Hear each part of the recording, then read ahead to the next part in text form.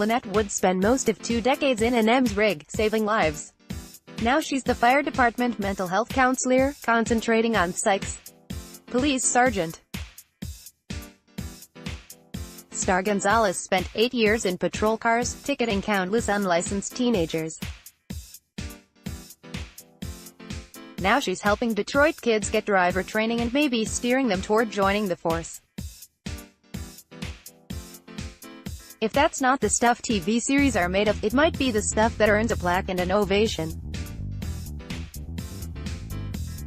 Wood and Gonzalez are among the finalists for City Fire and Police Woman of the Year awards at the Detroit Public Safety Foundation's Women in Blue breakfast Wednesday morning.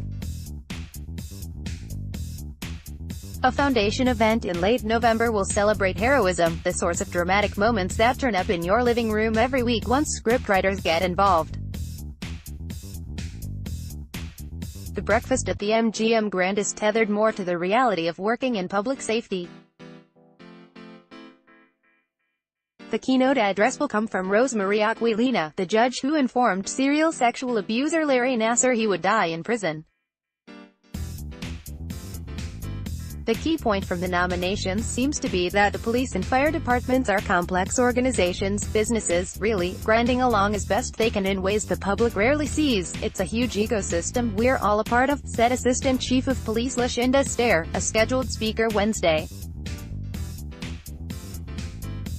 DPD First ASST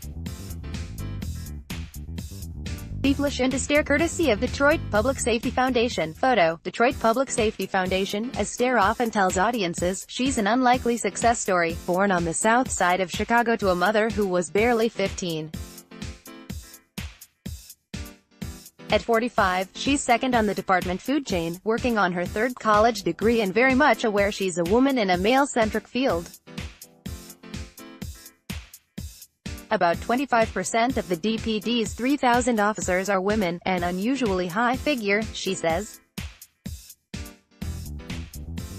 The numbers are significantly lower in the other part of the public safety building, 15 women among 890 active firefighters, 25 among 240 in EMS. It really is about pulling people up behind you, Stair said, and that's typically much of the focus of a fifth-year awards ceremony that will include the fire department for the first time.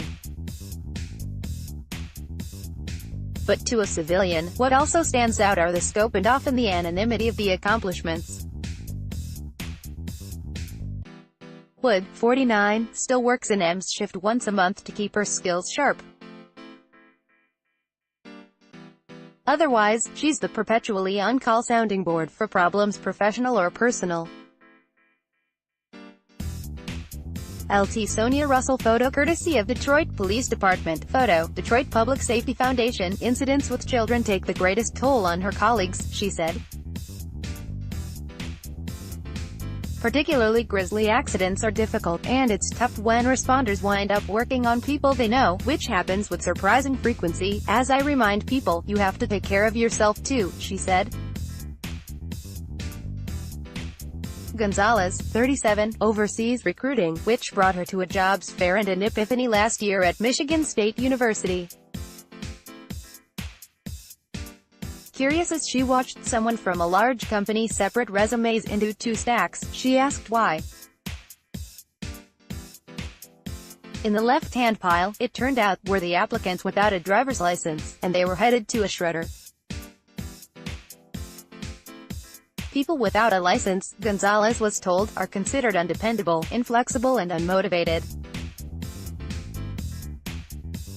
It struck her then that they are also ineligible to join the police force.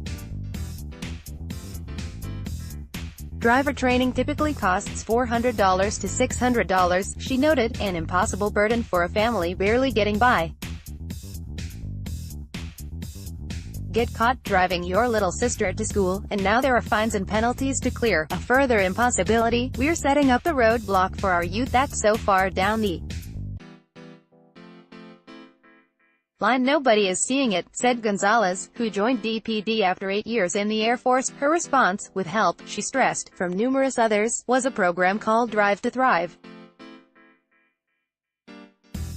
It's providing driver training to 78 younger students at Cody High, a DPD magnet school, and a laws and regulations refresher to 30 older kids at University Prep who can test for a license at age 18, if the program winds up putting officers behind the wheel of Detroit Scout cars. Well, that's a bonus. Heroics are similarly muted for most of the other nominees, 15 from the DPD, 5 from the smaller pool of women at the fire department. There's a fire chief who has presided over a 20-second trim in dispatch times at the 911 call center. A police corporal who became a statewide trainer on LGBT issues. A detective who's become foraging through cell phones for potentially pertinent information, even devising a way to cast thumbprints in Play-Doh and silicone putty to ease entry into Androids and iPhones.